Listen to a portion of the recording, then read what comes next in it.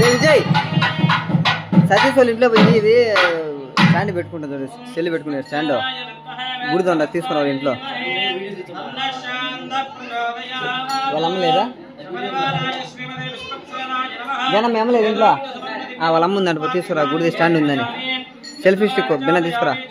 మీ తమ్ముడు selfie stick ఇంట్లో పెట్టుకుంటే ఎట్లా అనుకున్నారా? ఉండదు బట్టి ఇంట్లో పెట్టుకుంటే ఎట్లా అనుకున్నారు మీరు?